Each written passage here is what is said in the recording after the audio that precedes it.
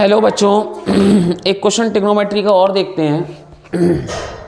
Question है 1 + tan² a 1 + tan² a upon 1 + cot² a 1 + tan² a 1 + cot² a is equals to 1 minus का tan a upon का 1 minus का cot a, इसका whole square. तो आपको चाहिए tan² a, यानी कि आपको tan² a प्रूफ करना है। देखो बच्चों, ये क्वेश्चन है, तो इस क्वेश्चन को हम कैसे करेंगे देखिएगा। इसकी हम LHS उठाते हैं, यानी कि कुछ भी उठा लो आप, इसे उठा लो। टेकिंग LHS, पहले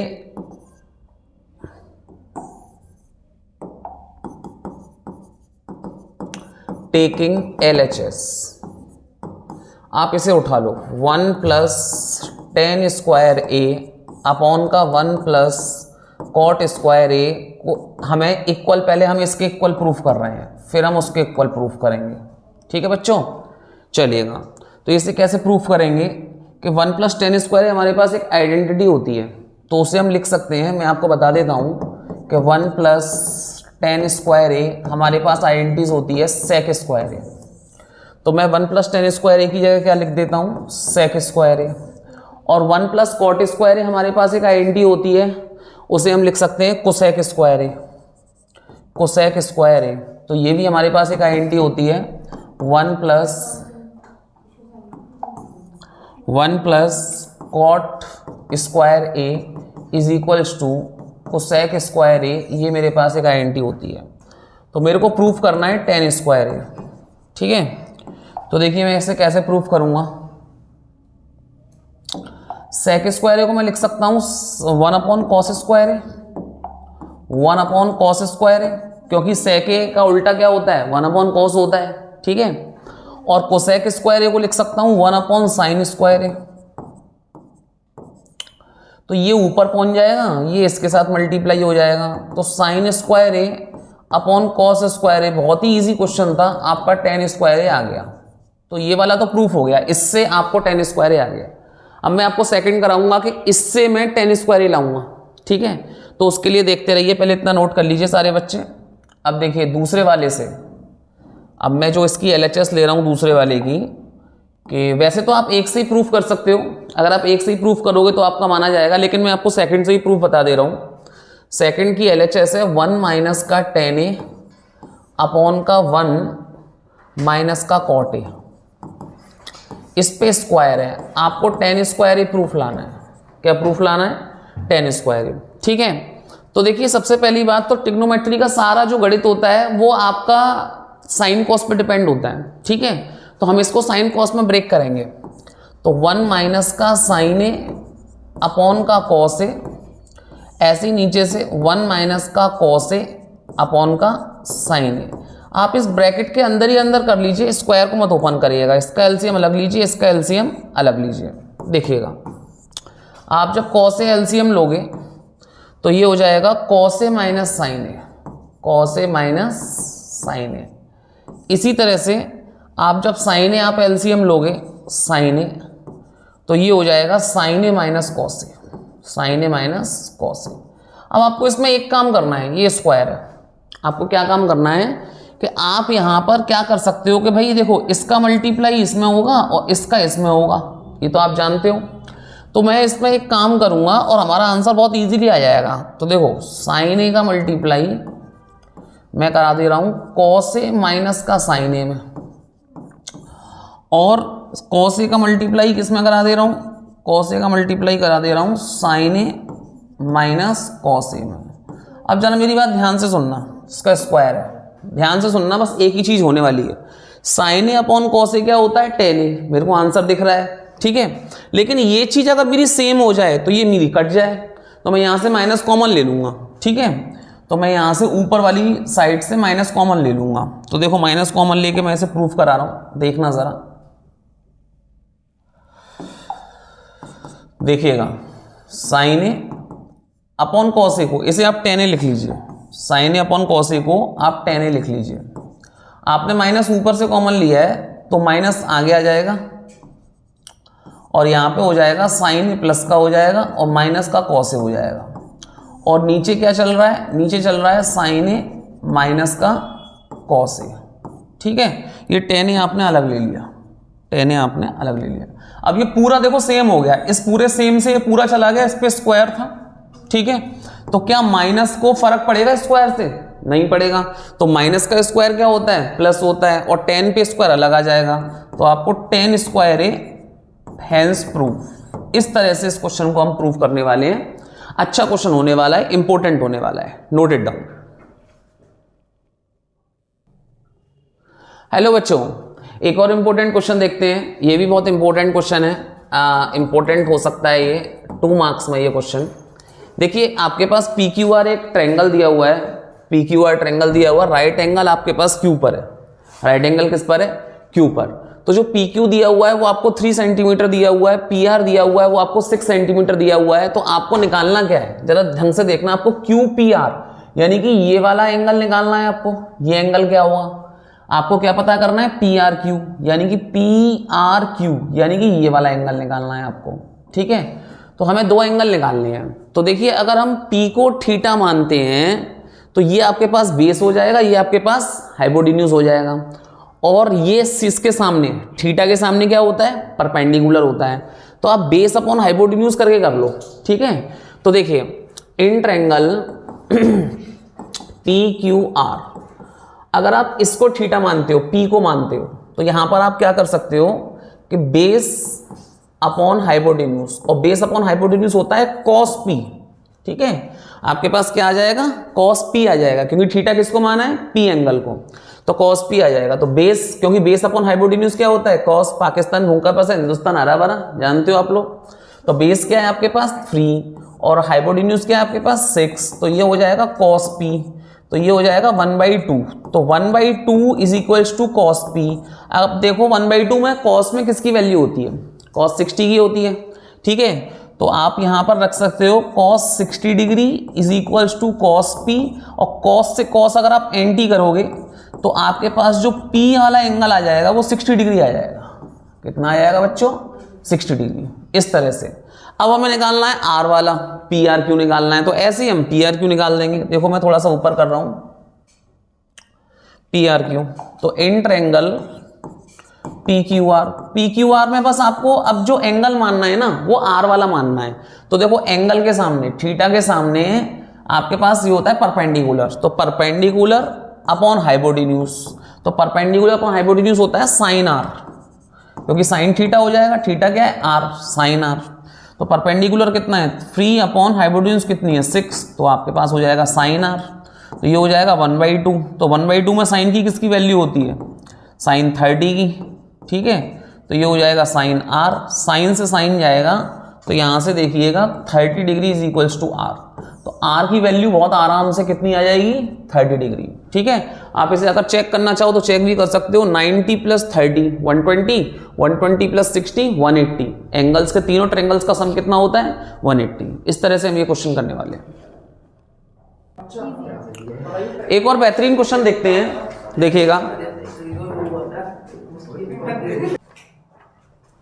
देखिएगा बहुत ही अच्छा क्वेश्चन है। एक kite is flying attach to a thread. एक काइट है वो फ्लाइंग कर रही है। ये जो पोजीशन है ना, ये काइट की पोजीशन है। यहां पर काइट है, वो फ्लाइंग कर रही है to a thread which is 140 meter long. जो इसका धागा है थ्रेड, वो 140 मीटर लॉन्ग है, यानी कि धागा, यानी कि यहां से ग्राउंड से लेके यहां तक इसका जो धागा है, थ्रेड है, वो 140 मीटर लॉन्ग है। कितना मीटर लॉन्ग है? 140। The thread makes an angle 30 degree with the ground, यानी इसने, थ्रेड ने ग्राउंड के साथ 30 डिग्री का एंगल बना लिया। ठीक है बच्चों, find the height of ground assuming that there is no slack in the thread. यानी कि इस थ्रेड में कोई भी ढील नहीं है। अगर ढील होगी तो 140 से आगे निकल जाएगी, तो कोई भी ढील नहीं है इस थ्रेड में। ये थ्रेड बिल्कुल टाइट है, यानी कि no slack, there is no slack. Slack means कोई भी ढीला नहीं है ये धागा। ठीक है, तो इसका हमें हाइट निकालना है। क्या निकालना है? हाइट। तो देखिएगा अब ये बहुत इजी क्वेश्चन है, 1 नंबर में आने लायक क्वेश्चन है। ये देखो कैसे होने वाला है कि हम जानते हैं कि ये आपके पास 90 डिग्री बन रहा है। मैं यहां पर लिख देता हूं कि AC आपके पास 140 मीटर है, AB आपके पास हाइट है। ठीक है, और BC आपके पास ग्राउंड है। अब यहां पर आप इन ट्रेंगल ABC में आप यहां पर वो लगा सकते हो ट्रिग्नोमेट्री, ठीक है। तो ABC में मैं लगाऊंगा तो देखो AB अपॉन AC, अगर मैं थीटा इसको मानता हूं तो इसके ठीक सामने क्या होता है, परपेंडिकुलर, ठीक है।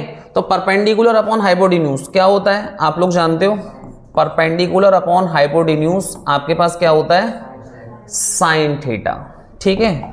तो ये हो जाएगा साइन 30, थीटा कितना है 30, परपेंडिकुलर कितना है H है और हाइपोटेन्यूज कितना है 140 है, ठीक है। साइन 30 की वैल्यू होती है 1/2 और ये हो जाएगा 2H इज इक्वल्स टू 140, 2 से ये कैंसिल हो गया तो H की वैल्यू 70 मीटर आ गई। तो जो हाइट है यानी कि यहां से लेकर यहां तक काइट की जो हाइट है वो आपके पास हाइट आ गई 70 मीटर। इस तरह से 1 नंबर का क्वेश्चन आपके पास होने वाला है, इजी क्वेश्चन है, फटाफट से नोट करिएगा। बहुत ही इजी क्वेश्चन है। इस क्वेश्चन को हम देखेंगे कि angle A and angle B are acute angle. अब एक्यूट एंगल क्या होता है बच्चों, जो 90 से लेस होता है। तो एंगल A को हमें रखना है यहां पर, ये आपका एक्यूट हो सकता है या फिर ये एक्यूट हो सकता है B, क्योंकि ये 90 वाला C हो सकता है, क्योंकि A और B इसने क्या बोल दिया, एक्यूट। एक्यूट का मतलब 90 से लेस। और आपको कंडीशन क्या दे रखी है इसमें, cos A is equals to cos B दे रखा है, ठीक है। तो हम लोग बहुत अच्छे से जानते हैं कि पाकिस्तान भूखा प्यासा, हिंदुस्तान हरा भरा, तो यानी कि cos क्या होता है, बेस अपॉन हाइपोटेन्यूज। तो बेस अपॉन हाइपोटेन्यूज और बेस अपॉन हाइपोटेन्यूज, तो cos A, तो cos A आपके पास क्या हो सकता है, मैं आपको यहां पे दिखाऊं कि A को अगर तुम थीटा मानते हो तो बेस क्या हो जाएगा, AC cos A, ठीक है, क्योंकि थीटा के सामने क्या होता है, परपेंडिकुलर। तो AC upon hypotenuse, hypotenuse AB रहेगा। और अगर आप इसको थीटा मानते हो cos B को, तो इसका बेस क्या हो जाएगा, BC, बेस क्या हो जाएगा BC, और हाइपोटेन्यूज क्या रहेगा AB। समझ में आ रहा है नहीं आ रहा है, चलिए। तो आपका क्या रहेगा इसमें कि AB से AB कैंसिल हो जाएगा, तो AC किसके इक्वल हो जाएगा, BC के। जब AC BC के इक्वल हो जाएगा, तो जब किसी ट्रायंगल की दो साइड इक्वल होती हैं तो उसके अपोजिट एंगल्स भी तो इक्वल होते हैं, ठीक है। तो यहां से क्या हो जाएगा कि एंगल B एंगल A के इक्वल हो जाएगा। क्यों हो जाएगा कि opposite angles equal to equal sides, equal to equal sides. तो ये हमें इस तरह से प्रूफ करना है, ये हमारा हेंस प्रूफ आ चुका है। इस तरह से इस क्वेश्चन को हम प्रूफ करने वाले हैं। इजी क्वेश्चन है, 1 मार्क क्वेश्चन आता है, तो इसे ऐसे करना है आपको। चलिए देखिए बच्चों, इस क्वेश्चन को हम कैसे प्रूफ कर सकते हैं, बहुत ही इजी क्वेश्चन है। sec A को हम लिख सकते हैं 1 अपॉन cos A, और आपके पास है 1 माइनस का sin A, ठीक है। और ये आपके पास मल्टीप्लाई में है, तो इसे आप लिख सकते हो sec A को 1 upon cos A plus sin A, tan A को लिख सकते हो sin A upon cos A, क्योंकि ट्रिग्नोमेट्री का रास्ता पूरा sin और cos बनाता है, ठीक है। तो आप इसका मल्टीप्लाई इसमें करो तो 1 माइनस का sin A हो गया, अपॉन का cos A हो गया, और मल्टीप्लाई का यहां से अगर आप इसे देखोगे तो cos A हो गया और 1 प्लस का sin A हो गया, 1 प्लस का sin A हो गया। अब आप बहुत अच्छे से जानते हो कि A माइनस बी और A plus B, A minus B और A प्लस बी क्या होता है, 1 माइनस का साइन स्क्वायर A होता है, और नीचे क्या हो जाएगा cos स्क्वायर A, क्योंकि cos A का cos A multiply cos square A, ठीक है। तो 1 माइनस का साइन स्क्वायर A क्या होता है, cos स्क्वायर A, और नीचे क्या है आपके पास cos square A, cos square A से cos स्क्वायर A गया, तो आपका आंसर क्या आ गया 1, ठीक है। इस तरह से हमारा ये आंसर आने वाला है। इजी क्वेश्चन है, नोट करिएगा। देखिए बच्चों, एक और क्वेश्चन हम देखते हैं, ये भी बहुत अच्छा क्वेश्चन है, इजी क्वेश्चन है। इसकी LHS लेते हैं। तो LHS अगर आप लोगे तो cot A को आप साइन और cos में चेंज कर लो। cot A को आप लिख सकते हो cos A upon sine A, cos A upon sine A।